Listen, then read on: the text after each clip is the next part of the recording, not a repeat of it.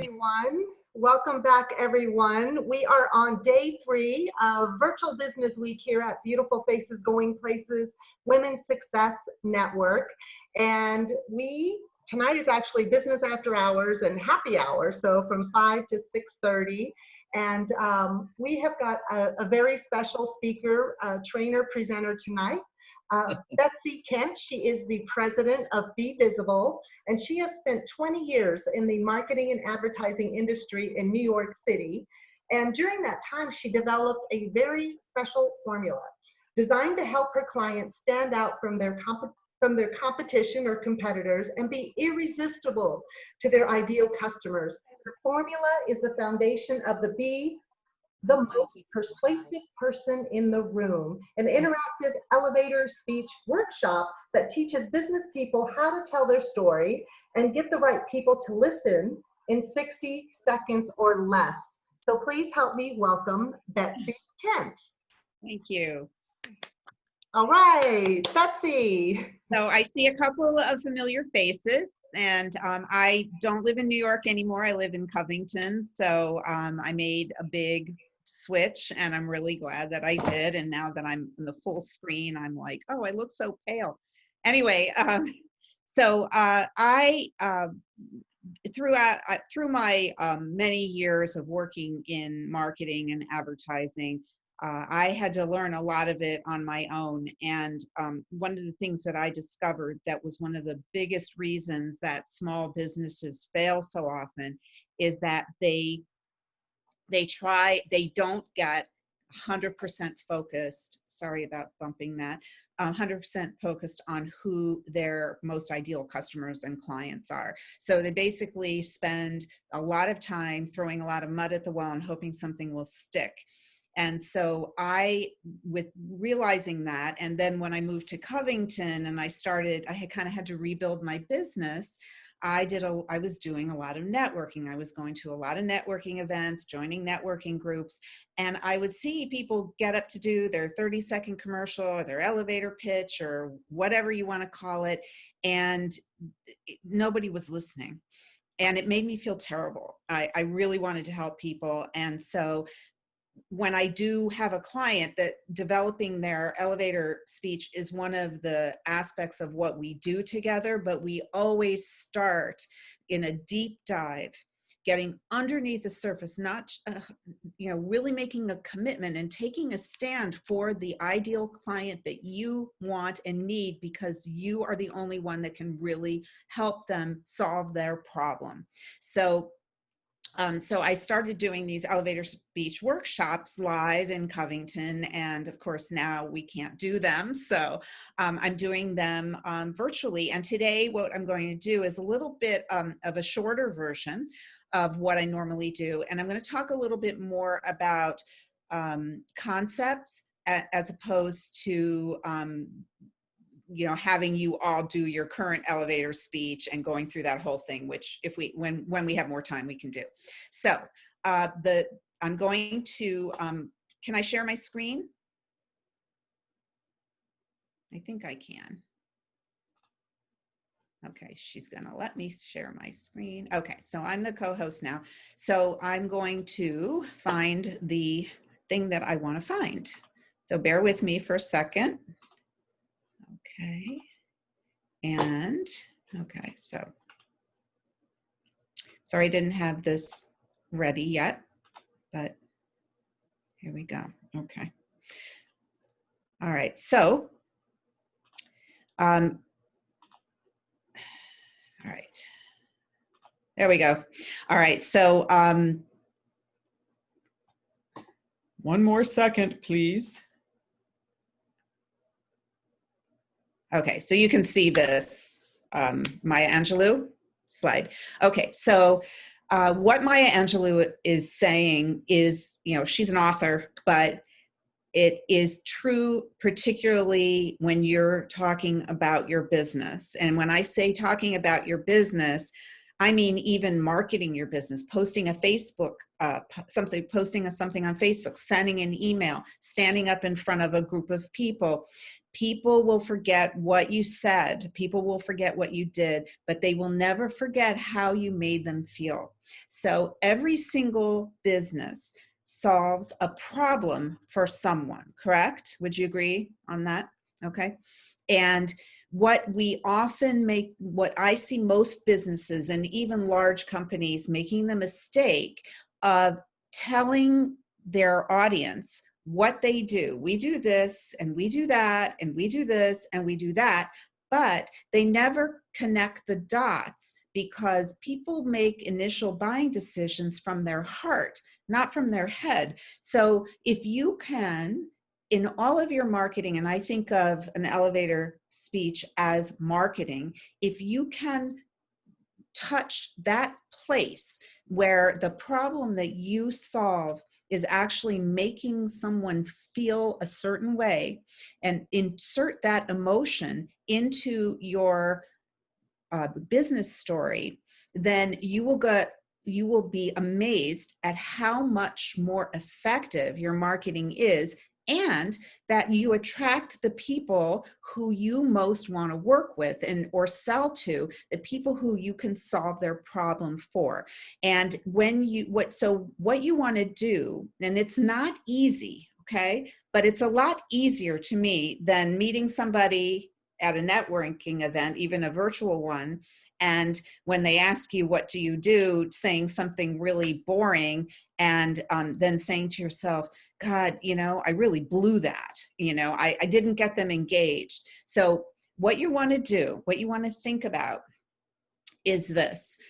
Even if the person you're speaking to doesn't fit your ideal client prototype, they might know someone who does. And if you tell them, so let's say you're standing you go to a Chamber of Commerce event or something like that, and you're having a glass of wine, and somebody comes up to you and says, so what do you do? And you say something like, I remember this happened once, oh, I'm a chiropractor. So what, right? Imagine if that person, because this happened to me, I met somebody and she said, I'm a chiropractor. Later on, somebody told me that she's a chiropractor that uses a very special and unique technique, and actually would have been something that I might have been interested in. But because she just said, I'm a chiropractor, I wasn't interested, right? I don't even think I would want to go to a chiropractor. So every single person that you touch is an opportunity. So if she had said to me, well, I'm a chiropractor and I use a very specific method that I'm one of the only people in this area that does this, and it does this so that you can feel this way. If I wasn't interested in that, I might know somebody who is, right? So so I hear people say often, well, I don't want to go to that networking group anymore because my ideal client isn't in the room. And that could be true, but where do your best clients come from? They come from referrals, right? So so every single opportunity that you have to talk about your business is the opening of a deeper conversation. So how do you do that, right? Okay, so the first thing that you do, and now I'm going to share something else. Bear with me for a second.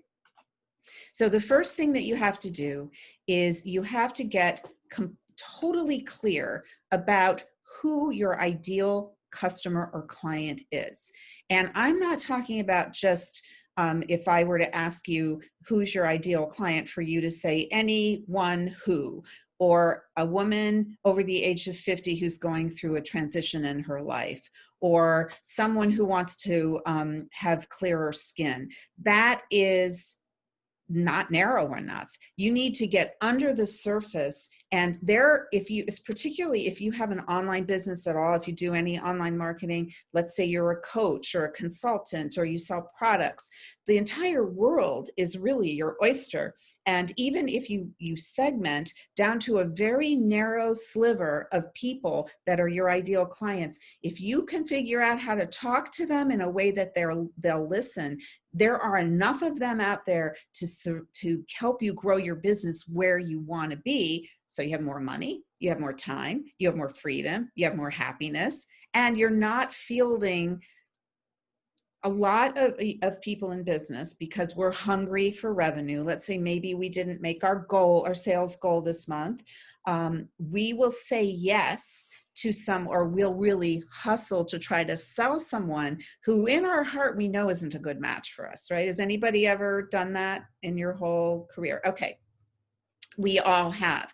And we know when we have them sign that contract that it's going to take more time. It's going to take more energy. We might have trouble collecting. In general, it usually ends up costing us money than making us money.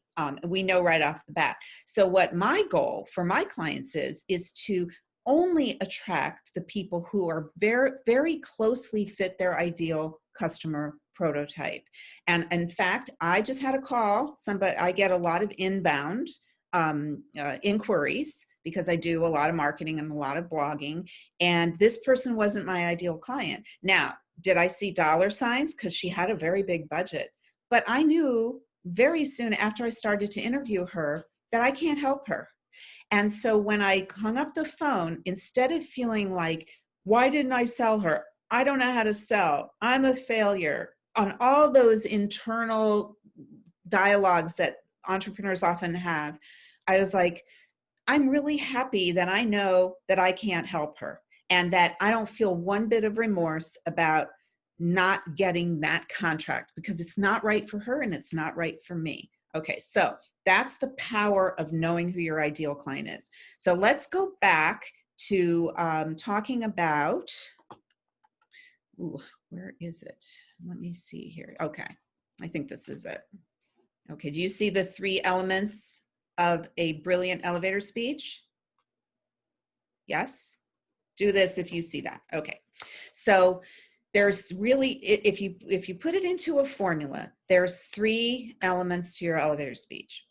Who specifically you help, what do they want and need? And this is one of the things that we often tend to leave out. Why are you the very best choice? Okay. We all have, does anybody have a business where you have no competitors at all? None of us, right? So it's one thing to identify your ideal client or the customer, and it's another thing to convince them that what you offer is so perfect for them that they can't find it anywhere else. Because so what happens when they feel that way? You're no longer compared apples to apples to your competitors. So I'm going to give you an example. I worked with a company, an entrepreneur, a couple of years ago, who is a photographer in New York. It was her second career. She had always wanted to be a photographer. She took extra classes, she practiced, and she opened up her business, and she knew she wanted to do business portraits or headshots, whatever you want to call them. But, with digital, anybody and everybody can put out their shingle and say they're a photographer now. And she was competing with these really low-end headshot photographers, and she was getting a lot of jobs, but she wasn't making very much money. So she worked with me, and what we figured out through an analysis was that where she was unique, her unique talent was doing headshots for females in business who are over 40 years old. So if you're over 40 years old and you're a woman, you know that getting your picture taken is kind of be a scary proposition, right? But she knows how to do it. So we rejiggered all of her marketing, all of her presentations, everything to be so appealing to that particular ideal client that now, 2 years later, people travel from all over the country to New York, women do, to have her do their business portraits. And last August, when you could travel, I went to New York. I paid $1,500 for her to do my business portraits. Oh, why? I could have stayed in Cincinnati. I could have had it done a lot less expensive, but I believed what she offers, I can't get anywhere else, and I was willing to pay more for it. Does it make sense? Okay, so let's get next. What we're going to do is I'm going to show you how to start to analyze who your ideal client is or customer. So has anybody in the room done this kind of work where you're creating your ideal customer prototype? Okay, so this is a lightweight version of it. Oh, I have to share my screen. Sorry, I forgot. New share. Okay, now I have to figure out which one it is. I think it's this. Does that say basic demographics? No, I'm sorry. Let me see if I can figure out where it is. Oh yeah, it does. Okay, yes. Okay, thanks. Okay, so the first where you start is with the basic demographics. These are the kind of things you would find on a census. Now, I am very, very specific about making my clients make these choices, okay? The one that really gets them is gender. All right. Well, my ideal clients are female, but I have some that are male, and I don't want to leave anybody out. And I'm like, stop. If you've been in business for any time at all, you have, God willing, one or two clients that you wish you could clone or custom. I'm going to use clients in this. Sometimes it's customer. I haven't figured out how to use one or the other and get everybody's focus. But what I always say, you want to choose as a model the client that you wish you had. If I had 20 of these, I could go on vacation all summer, right? That's what you want to be thinking about. If you're a brand new business, then you have to kind of make it up, but that's a whole other story, because many of us start our own businesses to fulfill a need that's not being already met in the market. So in some ways, we are our own ideal client. Okay, so you want to choose an age range no wider than 10 years. You want to choose a gender, and don't say, well, some of them are female, some of them are male. I was just working with someone today who, in the course of our conversation, she goes, you know what? I don't know why I'm doing this. They're all women. All right. Yeah, maybe I want to work with, but they're all women. So, but she really struggled with it. Marital status, annual income, annual family income. Do they own or rent their home? Do they live in a suburban or urban or rural area? What do they do for a living? Are they self-employed or are they employee? Are they a parent? Now, why the heck would this be important if you're selling marketing services? Okay, because what you are allowed to do, because you own the business, is create the perfect client prototype. You are creating a human being, because we tend to think of buyers as just buyers, but in reality, they are human beings, and every struggle that they have. Let's say you're a B2B company like mine. Yes, I have clients that come to me because their marketing isn't working and they don't know why, right? So they would say, I'm here because my inbound marketing isn't working. I'm not getting the right leads, and that's why I'm here. But what the real underlying problem is that they're afraid that they're going to fail. And they're afraid that if they fail, their wife is going to leave them, and that they're going to have to get a job.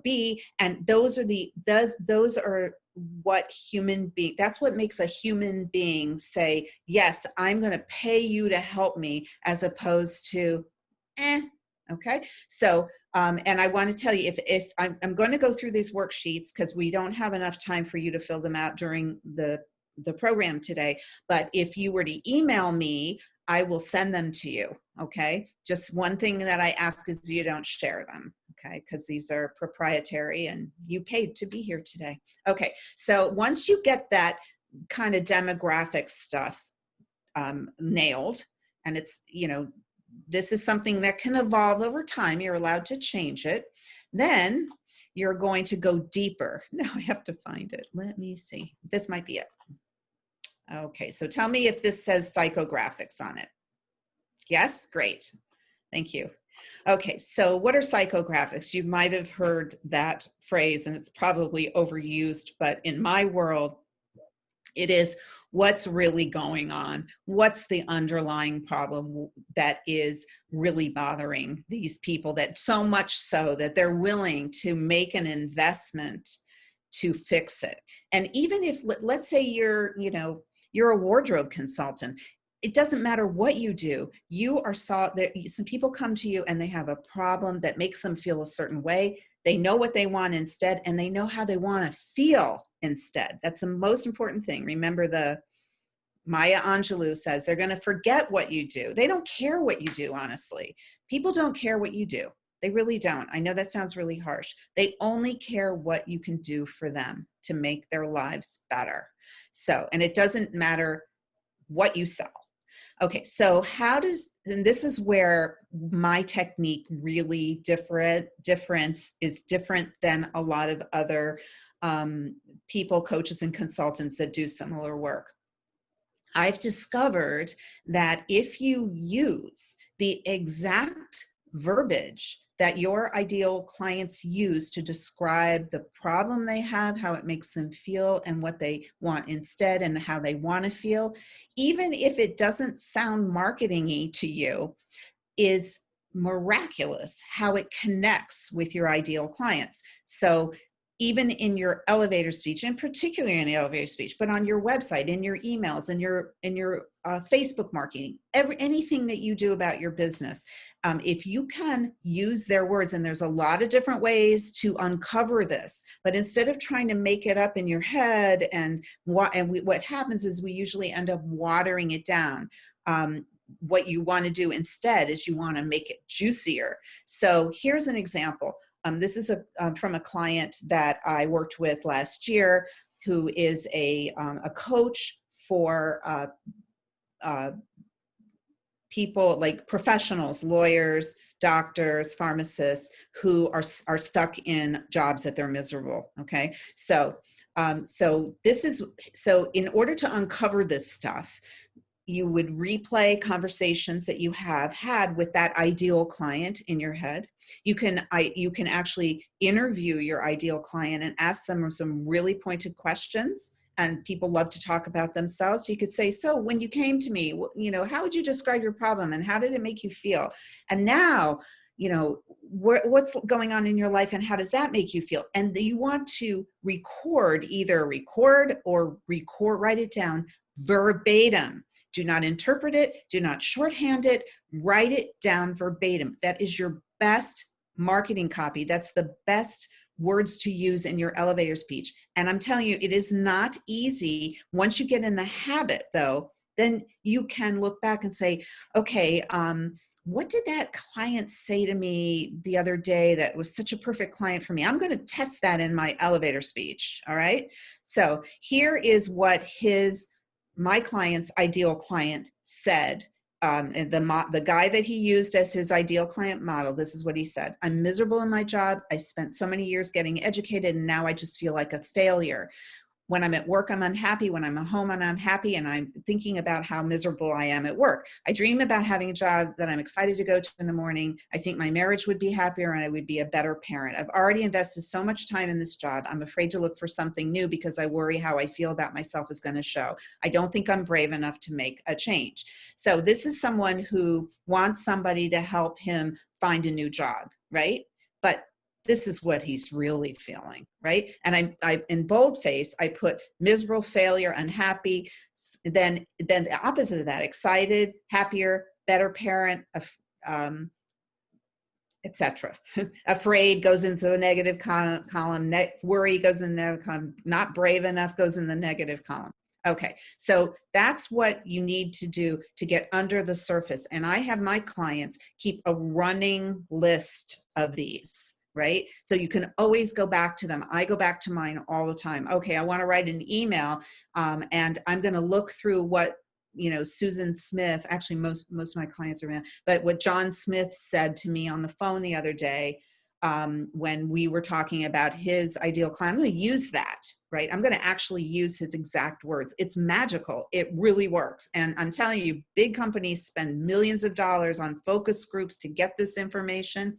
You don't have millions of dollars, and you don't have to, because you speak to your clients every single day, one-on-one. You are the focus group. Okay, so the next step is, let me find it. Okay, number 3, why are you the very best choice? So now I have to figure out where that is. Hold on. Why are you the very best choice? Okay. I know it's here.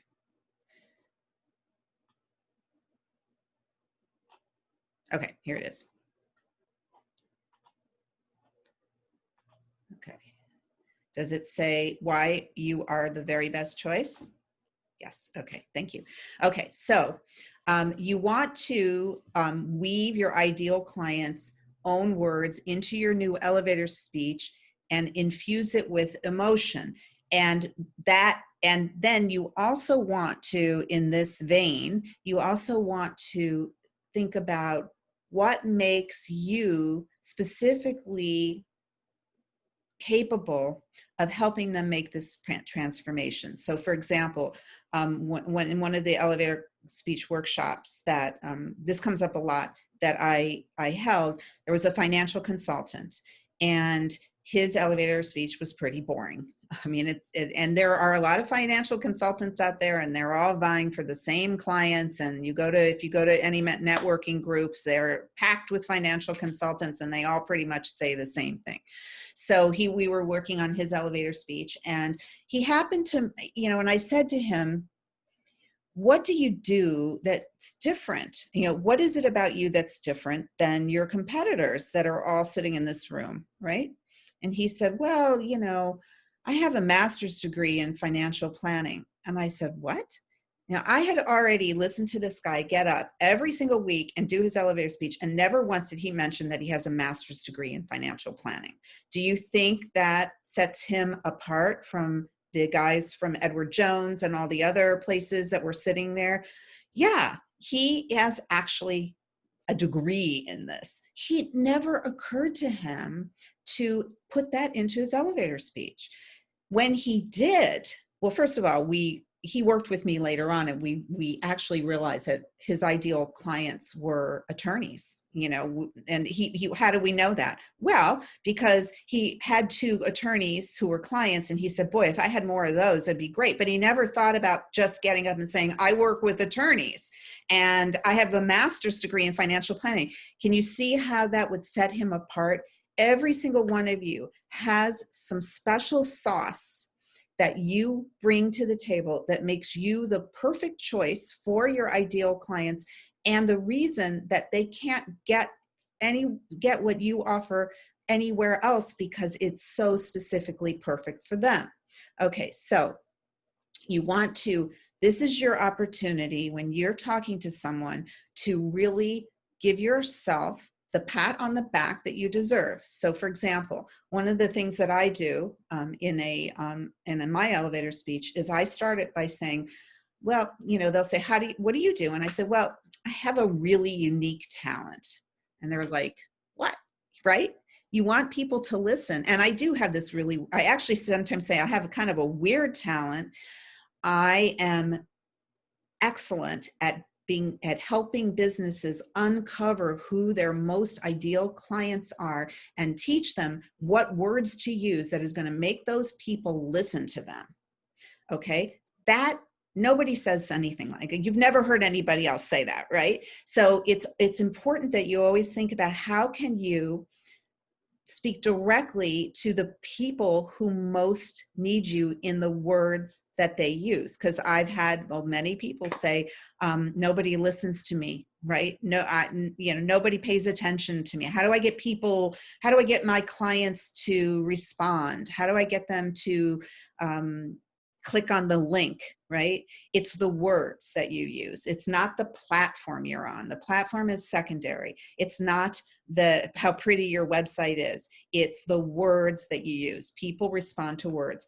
Video as well. I'm not a big video person. I'm a writing person, but okay. So you infuse it with emotion. You pump yourself up. You repeat to someone what your ideal client has said to you, right? So for example, I had a client a couple of weeks ago, and a new client, and he said, I said, so what is your biggest business challenge right now? And he said, getting new leads, and I said, so why do you think you're not attracting the right leads? Because I can't, my marketing isn't cutting through the noise. So I thought, wow, that's a really interesting way to say it. So I used it in one of my emails, and it really resonated with my ideal clients.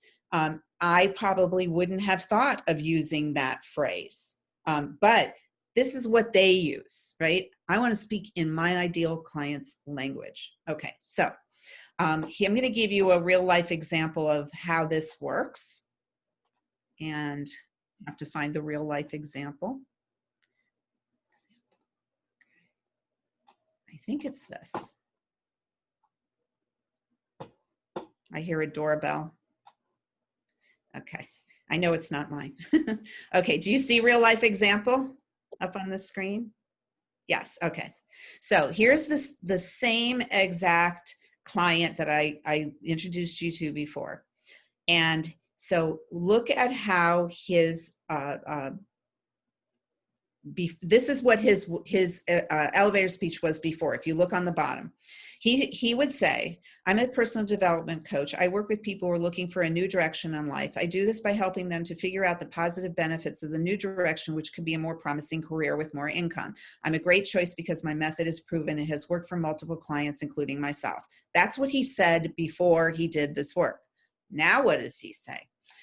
I'm a certified career coach. Okay. His clients, actually, because they are highly educated, they want to know that if they invest, they're investing with someone who's educated in what they have to offer. Okay.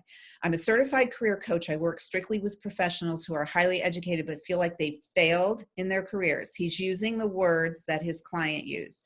I have a unique coaching style that gets them their confidence back, and I support and guide them while they do what they didn't feel brave enough to do before, make a big career change. So you see how he put in brave and failed. I'm an expert at this, and I've helped a lot of professionals find a lot more happiness in their lives. I've probably even helped save a few marriages, right? So if you are his ideal client, or you know somebody who's ideal client, you're going to say, oh my God, my brother-in-law needs you, right? The one on the bottom that he was using before would be, okay, that's nice. See you later, right? Okay, so this gets his ideal clients to actually listen, because he is tapping into the emotion underneath the problem. Does this make sense? Raise your hand if it makes sense. Okay, great. All right, so I think it's time for Q&A, right? Okay, so I don't know how you normally do it, but I'm ready. I'm ready. That was fantastic. Betsy, you really hit on the top three. It's a 3-step process, right? Yeah. Your special formula of creating your 60-second elevator pitch that really gets you noticed and attracts your ideal client, so that they say, I think this is a person that can solve my problem. Right. That was fantastic. So yes, so we are just going to open up the floor for a Q&A. Okay. And so you can raise your hand or unmute yourself, and let's ask Betsy questions. Maybe I answered everything. Does anybody want to give me this might be fun. Do you want to give me your current elevator pitch, and we can see if we can improve it? Would you like to do that? Okay. Taking volunteers. This is, okay, good. Okay. So Carol, why don't you choose? I'm sorry? Bonnie and Betty both raised their hands, right? Okay. Okay. Well, let's see here. Betty is unmuted, so why don't you go first? for it, Betty. Okay. I also want to hear Bonnie's too. I don't think it should be either. We'll both do it. You're on the hot seat now. You're on the hot seat. Let's come up with a new one, because I'm going through a major shift today at all kinds of things. Okay. I am a dream catcher. Okay. I help people catch those dreams, and I do it through I'm getting it messed up already. What That's do okay. If everybody gets nervous, it's no problem at all. We're on the same play. We're on the same. I'm a dream catcher. I do this primarily through Juice Plus and the Tarot Garden. And what does that mean? How does that work? I would love to talk to you about what that might mean. Let's start with, what's your dream? Okay. So how is that working for you? I just came up with it right now. I have no idea. We don't know. So so what would stump me is I don't know what a dream catcher is, and I don't feel like finding out in this. I'm not interested enough to find out. Okay. Now, that's me. Okay. However, if your ideal client lives and breathes in that world of where they would know what a dream catcher is, okay, then, or that's in their vocabulary, then yes, if those are the people. So the thing is, this is the thing. Actually, I used Juice Plus, so, and I love it. So, so this is the thing. You have to speak in your ideal client's language, right? In your world, in your house, in your head, you feel that you are a dream catcher, right? But what does that mean? Carol, my ideal client is somebody who has a dream they want to fill. It may be that I wish I had more month than money. I wish I had more money than month. I wish we could pay off our mortgage. I have one of the dreams related to health, and since you take Juice Plus, you would know this. People who have their health have a million dreams. People who don't have their health have one dream, and that's their health. Right. And So would your yeah, ideal client say to you that what her dream is, or would she say to you what she's unhappy about and how it's making her feel? I guess the question would be, if somebody says, what's a dream catcher? I have a bunch around. My husband was really into dream catchers. And yeah, I know they're the Native American thing, right? Okay. Yeah, so he was part Native American, and he was getting them all the time from these missions that he used to support. Yeah. I still have them around the house. And I would pull out all my purse and say, this is a dream catcher. But it's like, everybody's got a dream. And it's really turning the conversation back to them. What's your dream? And you might say, well, my dream is health, or my dream is more money. My dream is a job. My dream is, you might just want to get them to talk about what the dream might be. And you might say, how does that relate to what you do? I said, well, a lot of that depends upon what that person's looking for. If they're looking for better health, if they're wishing their kids could eat more, if they wish they had enough money to send their child to the school they want to, if they had the money to go back to school themselves, all of us have got a dream. Okay. And is your W-2 getting you there? Okay. So one of the things that I want to bring up, and this is true in anything that you do for your business, one of the gurus that I've been following since I started my business made this comment a long time ago during a different presidential administration, and that is, confusion trumps persuasion every time. So it doesn't matter how persuasive and how wonderful what you offer is.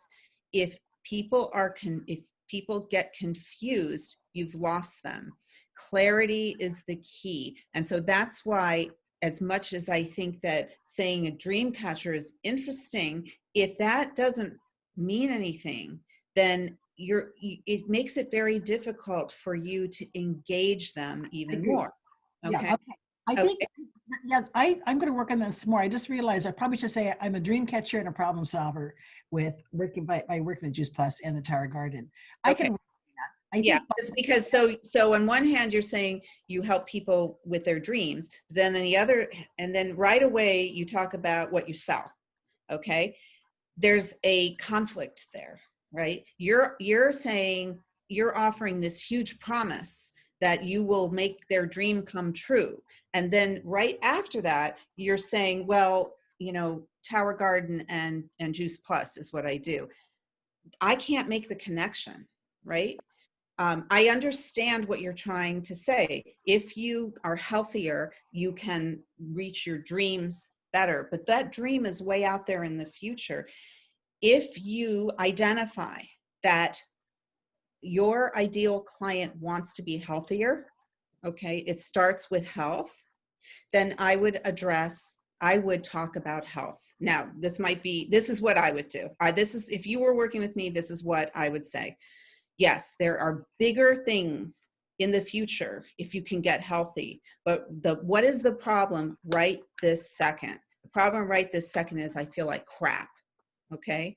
And I want to feel better. I'm not saying, I'm saying that I'm guessing that the problem is you feel like crap. So I totally get it, but I think that the big picture is too big, and it would be harder to get them to relate to it.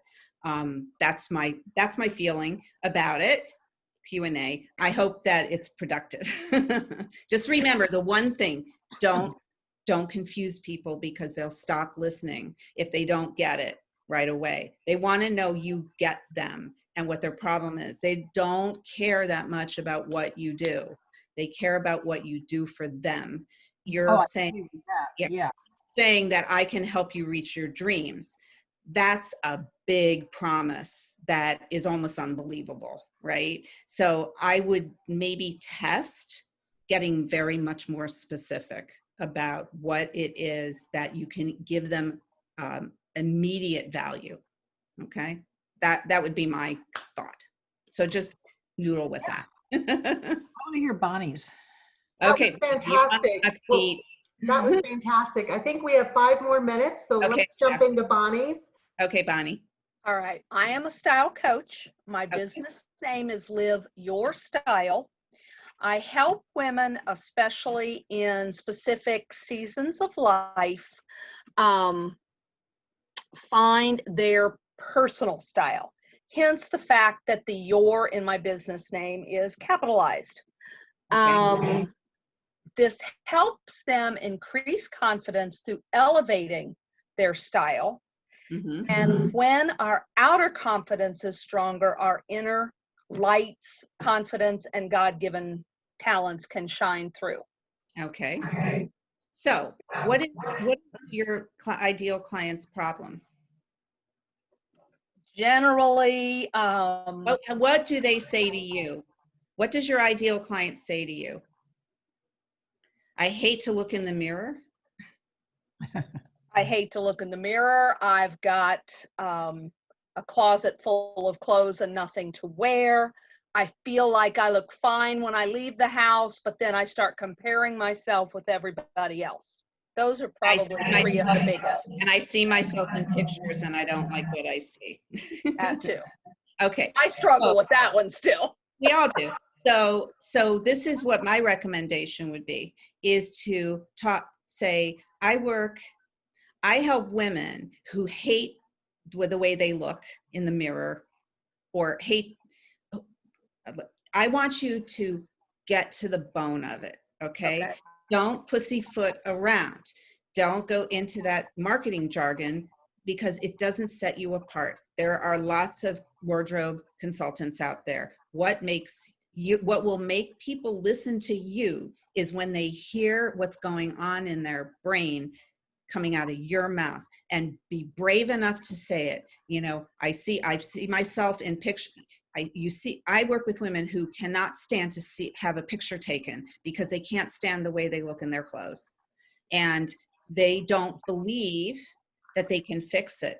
And they can't fix it themselves. They need help. And that's what I do. And or whatever you go, but really hone in. People call it the pain points. I say it's emotion. What do they want instead? Okay, that's really important. So you're talking about, you started to say, they feel more confident and all that. They probably wouldn't say to you, I want to feel more confident in my clothes. They would say, I really want to look beautiful again. I want to like how I look in a picture. I want to, walk into a room and I don't want to compare myself anymore. So use their words. You've got them. You have them. I asked you, it came right, write them down, use them, and just play around with it every time you have an opportunity, because you're leaving money on the table, because there are people out there who really need you, and they don't believe that you can solve their problem because that's not what they're hearing coming out of your mouth. Okay. Okay, cool. Okay, cool. All right.